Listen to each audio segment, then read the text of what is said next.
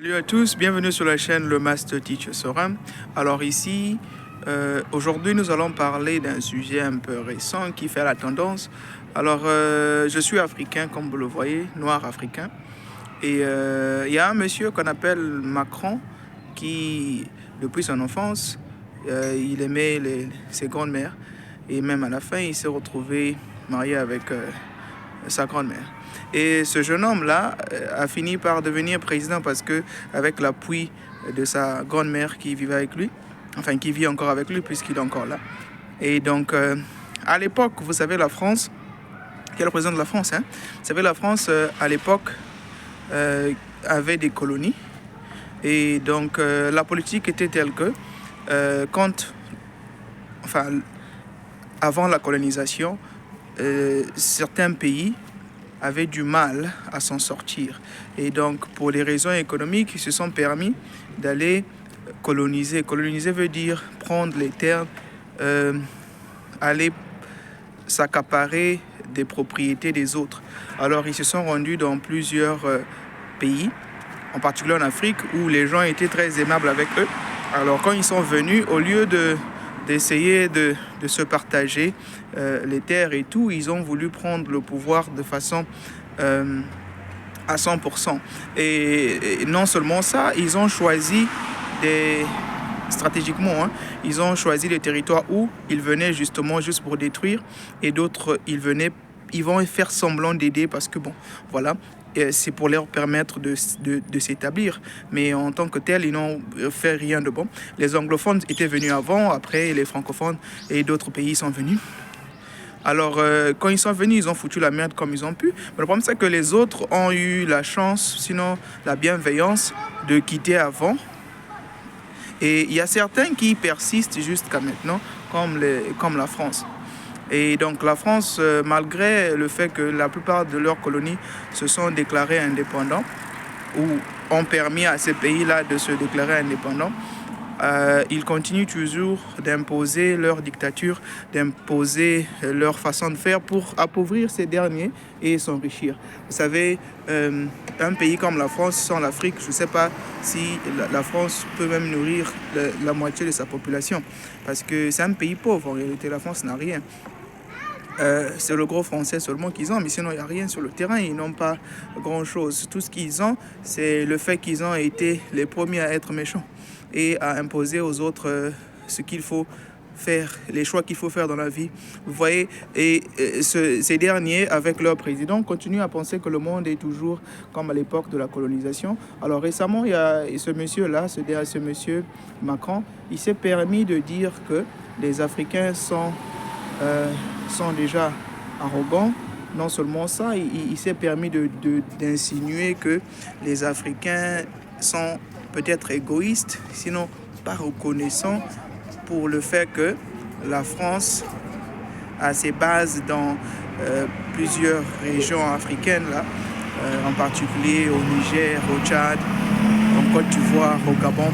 Alors, les pays, les chefs, les leaders actuels des jeunes qui prennent le pouvoir en Afrique, alors ils ne veulent plus de l'hypocrisie qu'il y a entre les relations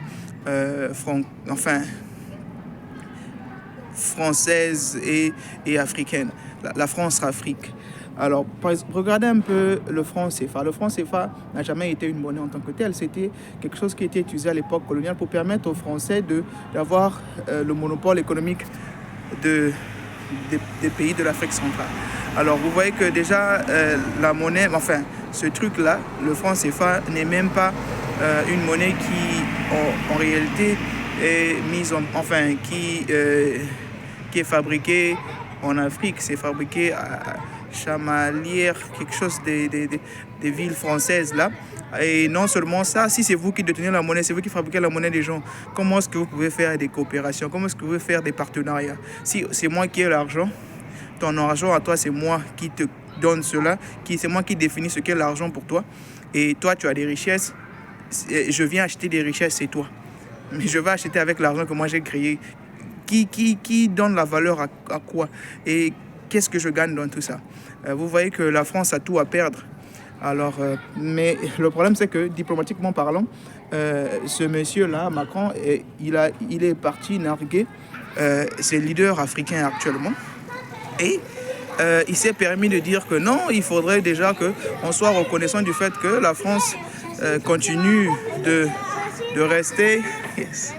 La France continue de rester en Afrique pour piller et faire tout ce qu'ils sont en train de faire. Parce que vous savez ces zones, ces bases militaires-là, en réalité, ne sont pas là pour protéger quoi que ce soit. Et la France ne peut même pas protéger la France. Ils ne peuvent même pas protéger leurs propres citoyens. Et c'est pas l'Afrique qu'ils vont protéger. Alors, ils sont là-bas en réalité. Par exemple, quand les coins comme le Niger, Djibouti, c'est des coins où, par exemple, les zones du Congo, par exemple. Au Congo, par exemple, ils sont là pour le pétrole, ils sont là pour le port, les Bolloré, tout ça. Moi, je suis congolais et je connais bien comment est-ce que les Français gèrent à 100% tout ce que ce soit dans les brasseries, que ce soit le manger, tout c'est fait, c'est les Français qui gèrent. Et vous comprenez qu'ils sont là pour piller. Leur base, là, en réalité, c'est pour leur permettre d'avoir accès à ces zones-là où ils peuvent... ils viennent là-bas pour la sécurité de qui? La sécurité pour protéger leurs intérêts. Comme ça, ils vont piller et ramener en France. Et bon, c'est vrai que j'ai pas de problème avec les Français, les citoyens français, mais le système est tel qu'il faut comprendre qu'on doit se libérer, sinon... Les Africains, vous savez l'image qu'on vend de l'Afrique du dehors, là, c'est que les Africains ont faim, les Africains sont des gens qui sont incultes, qui ne vont pas à l'école, qui sont paresseux. Mais en réalité, les conditions ne sont pas réunies pour que ces gens-là aussi puissent évoluer et puissent se développer comme vous développez de votre pays. Eh bien, oui, mais ce que vos présidents viennent faire chez nous, c'est pas bien. Donc vous comprenez que ce monsieur-là voulait déjà faire comprendre aux Africains qu'ils devraient s'excuser et dire merci à la France de continuer à étouffer l'évolution des Africains, en particulier là où sont basées les bases militaires françaises. Puis encore, ce monsieur se permet d'être arrogant et dire aux Africains que, en réalité, si aujourd'hui les Africains ne veulent plus des bases françaises en Afrique, c'est parce que c'est une politique française pour réorganiser. Et vous voyez que l'arrogance qu'il veut montrer aux gens, politiquement parlant, c'est aussi bête de sa part parce que il y a la diplomatie ou la politique, c'est peut-être le mensonge. Mais là, il se dévoile publiquement et c'est bien ça. Pour moi, je trouve que c'est quelque chose qui est magnifique. Ça permettra aux Africains de s'éveiller et là je crois bien que les tenants sont changés. C'était à l'époque où il y avait leur général de Gaulle ou je ne sais pas qui là, les Nicolas Sarkozy. Bon, Nicolas Sarkozy encore à son époque déjà les Africains commençaient à s'énerver déjà et donc là ça a pris de la toile. On a demandé à toutes les bases militaires françaises en Afrique. Bon, certains pays pas encore, mais ça commence à devenir une vague qui commence à prendre de l'ampleur. Et donc, on les a demandé de quitter le territoire africain ASAP. C'est-à-dire une obligation. Mais si bien que le Macron a voulu faire comprendre aux gens que c'était une décision stratégique de la France de vouloir réorganiser. Le français, là, c'est inutile. On n'a pas besoin du français pour communiquer, vous savez. Et voilà, donc, c'était une façon de dire que ce monsieur-là, Macron, est mal barré. Parce que actuellement, la nouvelle génération des leaders africains ne sont plus comme à l'époque. Et donc, je suis très fier des leaders, là, du Niger, du Tchad, en particulier ces nouveaux jeunes-là qui sont en train de réellement imposer le respect parce que le respect est réciproque. Le fait que diplomatiquement on nous a manqué de respect, historiquement on nous a manqué de respect, économiquement on nous manque de respect, si bien qu'un pays comme la France ne peut pas se comparer avec le Congo. Le Congo, même avec les États-Unis, c'est juste la politique qui est mauvaise, mais avec les richesses et autres, le Congo... même les deux Congos, les États-Unis carrément ne peut pas faire la concurrence. La Chine ne peut pas faire la concurrence. La Chine, c'est parce qu'ils sont nombreux, mais en termes de richesse. Mais il n'y a rien, aucun pays au monde. Le plus grand pays au monde, c'est au Congo. C'est le Congo. Et même le continent le plus riche au monde, c'est l'Afrique. Mais pourquoi est-ce que les Africains souffrent? Pourquoi est-ce que les Africains ont du mal à prendre en main leur destin? Mais c'est parce qu'il y a des pays comme la France qui refusent de quitter l'Afrique pour laisser la place aux Africains de régler leurs problèmes eux-mêmes. Ils sont là à donner des leçons de morale aux Africains, à venir faire comprendre aux gens. Est-ce qu'on a besoin de la France pour protéger les Africains? La France même, ils arrivent à se protéger même en France. C'est pas l'Afrique qui vont venir protéger. Qu'ils aillent d'abord protéger leur pays. La France, économiquement, actuellement, ne fait que chuter. Il n'arrive pas à gérer son propre pays et il vient gérer tout un continent, un individu. Bon, bien de choses à vous.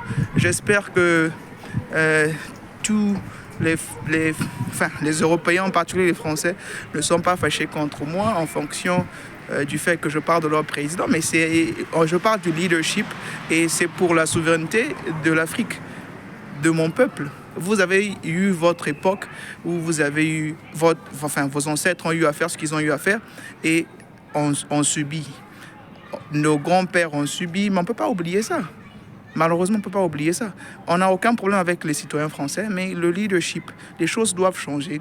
Par coopération, gagnant-gagnant, mais pas avec la France. La France n'a rien à nous donner. La France va nous donner quoi? Le français, actuellement, la France ne fait même pas partie des pays économiquement avec qui, s'il faut réellement évoluer, parce qu'ils ont été en Afrique pendant des années, plus de 50 ans. Au Congo, par exemple.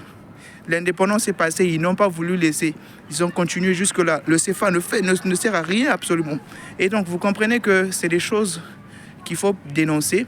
Et c'est ça qui permettra peut-être aux Africains de s'unir. Parce qu'on est très désunis.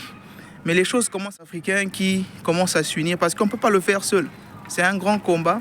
Et déjà, les mentalités, ce qu'on fait là, déjà communiquer sur des questions sensibles comme ça, permettra aux gens d'avoir déjà la clarité. Parce que le problème n'est pas personnel, individuel, entre les races, mais le problème est systématique et diplomatique. Politiquement, économiquement, les Africains ont tout à refaire. Mais on a le potentiel d'avoir mieux que tous les continents ici.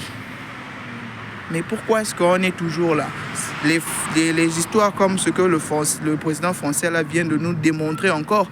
Et c'est bien pour lui parce que là, ça nous rassure qu'on est sur la bonne voie. Et il faut se débarrasser un peu et qu'ils aillent régler les problèmes de leur pays. On règle les problèmes de nos pays et nos continents. C'est un Français qui aille régler les problèmes de la France. Diplomatiquement parlant, ils ne servent à rien. Et quand il vient là, il commence à insulter des gens, donner une leçon de morale. Il a donné une leçon de morale aux Français qui leur conseille d'épouser leur grand-mère, l'homosexualité, tout ce qu'ils ont à faire là-bas, qui nous laissent avec l'Afrique, on va gérer. Bien de choses à vous.